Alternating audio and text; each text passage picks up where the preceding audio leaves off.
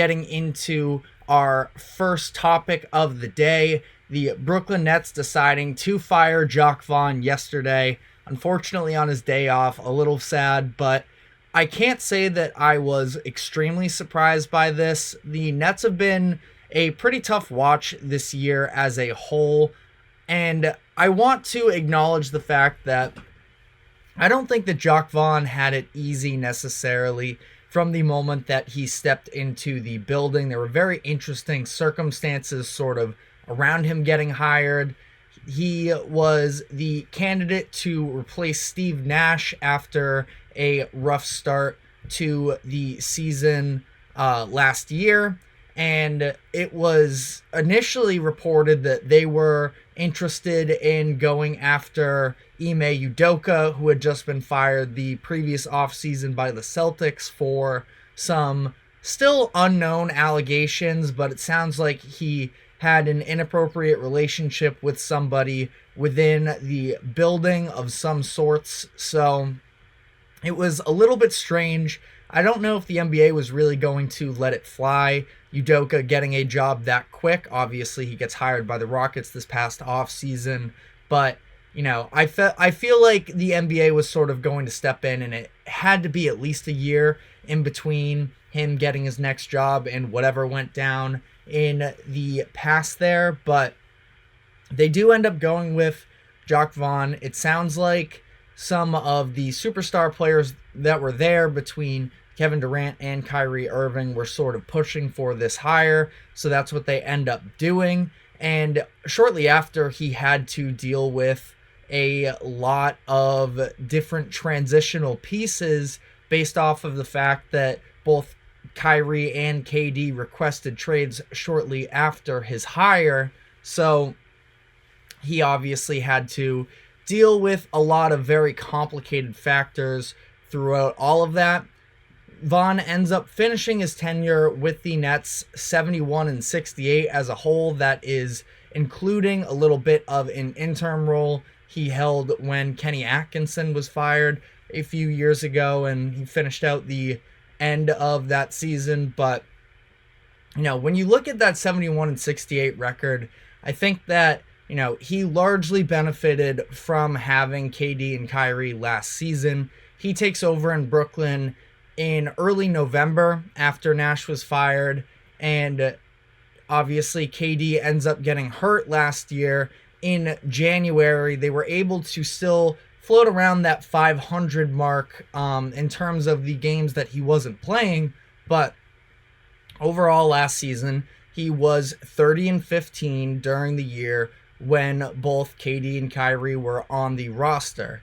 They both get traded in early February, and the wheels really start falling off for them there. They went 13-17 after that Kyrie trade. They end up making it to the playoffs based off of the ability to sort of, you know, stay afloat and build up that bit of a lead that they did going into the break. But then they get to the playoffs and they were swept. Vaughn finishes 0-8 in his Brooklyn tenure as far as playoff record goes.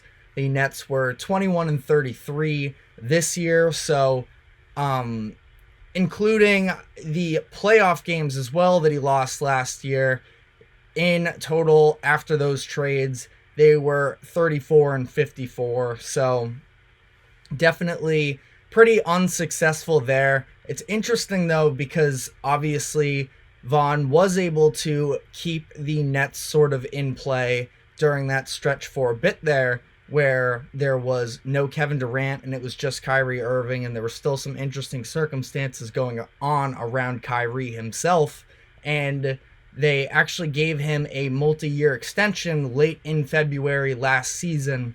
Now, obviously, just 12 months later, they fire him. So, I mean, the team has been really bad this year. There is a good amount of Nets fans, I feel like, that have been calling for this. Now, the timing is what's a little bit up for debate, because if you look at how this season has been going as a whole for them, like I mentioned, a 21-33 record. They're currently outside of the play-in tournament. They are just 9-15 in clutch games this season. They have been a very bad fourth quarter team this year. They are 20th in the league in fourth quarter net rating at -2.5. And specifically, the defense has been horrendous for them in the fourth quarter this year. The most points allowed in clutch minutes per game during the course of the season. So they really haven't been able to close out these games. They've been in a handful of them, but have not been able to capitalize, and they decide to move on from Jacque Vaughn. So again, the timing of this is a little bit interesting because it's coming out of the All-Star break, the halfway point, and we're going to get into sort of the future of this team as well, but on one hand, why fire him in the middle of the year? If you came into the season thinking that he was going to be the guy, don't you sort of let him play out the rest of this season and see if there's any sort of a redemption that they can come to? But on the same note, if you don't think he's the guy, why keep him around for the rest of the season? And again, as we get into sort of what the future looks like for this Nets team, they don't have many of their first round picks. They don't actually control their own first round pick until 2028, I believe it is. So they have no incentive to be bad right now. Like, the whole idea of, well, you can just bottom out and sort of rebuild from there, that's not really an option for them in this instance. So they are trying to be competitive, or at least as competitive as possible today. And so their plan for them going forward, they are promoting their assistant coach, Kevin Ollie, to be the interim head coach for the rest of the season. Adrian Wojnarowski, he reported that they are looking to rebuild around Mikal Bridges, and this has brought up a little bit of an interesting conversation around that. I've seen sort of a lot of slander online for Mikal Bridges, and I like Bridges a lot. It is interesting considering him to be, a franchise centerpiece moving forward, considering the fact that he is 27 years old. He showed a lot of promise. He averaged 26 points per game in the latter half of the season last year after being traded from Phoenix to the Nets in that Kevin Durant deal.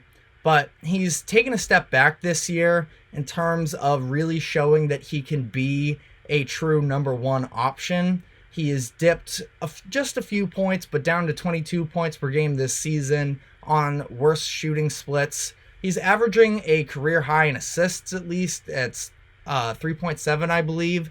So, it's not that he's incapable of being an initiator per se, but it is just as a whole, the idea of trying to, especially without any of your own draft picks, to sort of go through this rebuilding process with someone that is supposed to already be in their prime, and their roster as a whole is not a championship contender level yet. So it's a little bit of an interesting decision, and I guess we'll see how this all plays out. Like I mentioned, don't have very many of their picks at all through all of the shuffling they did these past few seasons, because if you remember back a decade ago, they move a ton of their draft capital to make a trade with the Boston Celtics, where they bring in Paul Pierce, Kevin Durant, Jason Terry, all of that, and form a little bit of a super team. Then that falls short and they lose out on key draft capital then. Then they piece together this pretty fun team where they had a D'Angelo Russell in his all-star season. Spencer Dinwiddie was playing really good basketball. Karis LeVert as well. And they were just kind of this fun, challenging team. You knew that they weren't a championship contender, but they played hard on a nightly basis. And the D'Angelo Russell at that point, because it was a little bit of a resurgence for him after things got pretty ugly there at the end of his first tenure with the Lakers. So they were a lot of fun. And then getting the opportunity to come in and get Kevin Durant and Kyrie Irving and pair up that matchup, that's when they sort of started to sell off again. And we saw them trade a bunch of picks in that for James Harden as well. They moved draft capital, including also trading Jared Allen, who I think is a very underrated sort of piece that went out during all of these moves, because Jared Allen is, an all defensive caliber player in that front court that they had, that also added to this team as well. Now, it's not like they're necessarily short-handed there now with Nick Claxton and Day'Ron Sharpe, but definitely could have gotten more value for a failed experiment there with James Harden specifically. I don't blame them for making the Kevin Durant and Kyrie Irving moves, especially because part of the motivation behind that was to try and, during this time where the Knicks were sort of at a low point, have them capture that New York basketball energy, and that obviously did not end up being the case. But the Kyrie and Durant pairing, I don't really give them too much slack for. I think that it was a pretty understandable decision, but the moving Jared Allen and just sort of almost including him as a throwaway in that deal was definitely a negative in my opinion. Now, because of that, they've also shifted around all these picks, trading off James Harden, Kevin Durant, Kyrie Irving. So they have some draft capital moving forward, but again, not their own first round pick until 2028. They have 3 different unprotected first round picks from Phoenix. They have one in 2025. They have one in 2027 and one in 2029. Those last 2 could end up being valuable. They have an unprotected first round pick from the Dallas Mavericks in 2029 as well. That could end up being a very valuable pick if things don't work out there with Luka and with Kyrie. I think that we've talked about it on the show a bunch of times now. That was a very risky move when they made it, and we'll see, because if Luka is gone there, they've at this point themselves given up a lot of their own draft picks, so they could be in a very tough position by 2029. They also included their second round pick, so let's say the Mavs end up with the first overall draft pick in 2029. They're sending that to Brooklyn, as well as their early second round pick as well. So, it's still very much up in the air for the Nets right now, but these could end up being valuable picks. That's if they choose that they want to hold on to them themselves, or they could potentially look to sort of trade these if you're thinking that you don't want to wait until 2028. It's 2027 for that Suns pick, but if you're banking on all of this draft capital down the road and you don't even have your own, maybe you want to package some of these picks together to try and make yourselves better today. Because, again, there's no point in being bad for you. You don't get to go through the typical rebuilding stages there. They have these picks that could be valuable, could definitely be interesting trade assets come the offseason. You also have a contract in Ben Simmons that's $40 million. So if you wanted to package these with a Ben Simmons, you could get a more expensive player out there on the market. What that's going to be exactly, I don't know. But, we've had all these rumors about Donovan Mitchell to the Knicks because he's from New York and all of that. I don't really see a Jalen Brunson and Donovan Mitchell backcourt really playing out for them all too well. Just, it's a little bit redundant, both undersized players. Neither of them are significantly fantastic on the defensive end. They both need the ball in their hands a lot, but maybe the Nets come in and try and make an offer for Donovan Mitchell to bring him back to New York, but across the state into Brooklyn, and pair him up with Mikal Bridges could be an interesting fit, in my opinion.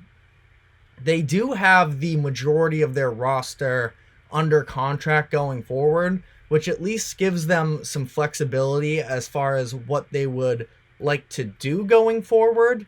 The upcoming free agents for them, Nick Claxton, which is a crucial decision for them to make. He's going to be unrestricted. I thought they could have gotten a decent package for him at the trade deadline, but they decide to not move him. They have Day'Ron Sharpe in the ranks as well if they want to sort of give him some more minutes. I like both of them. I think they're very complimentary of one another, but we will see sort of what they decide to do with that.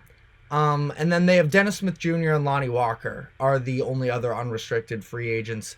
Keita Bates-Diop, who they got in that Royce O'Neal trade, he has a player option that I feel like he's going to decline, but, we'll see. So all in all, they have a lot of different assets that they could sort of move around. There's Ben Simmons. Dorian Finney-Smith supposedly was getting offers of 2 first-round picks. They decide to not go with that, which I don't really love the decision to not move him if you really could get a package like that. But you know what? At the end of the day, they didn't decide to. Maybe they swing back around to it in the offseason. We'll sort of see. Cam Johnson is, I think, another very interesting forward that could potentially have some value for them in the future. So, a lot still to see here with the Nets. They have a lot of different options, and it's going to be an unconventional path one way or another. So, for now, we'll see. I mean, again, we're probably going to see them try and make a push down the stretch of this season under Kevin Ollie to try and make the play-in tournament. They're only a couple games out of it, so it is definitely possible, but we are going to have to see some real improvements on that front if they are hoping to do so. So that is all we have on the Nets situation for now.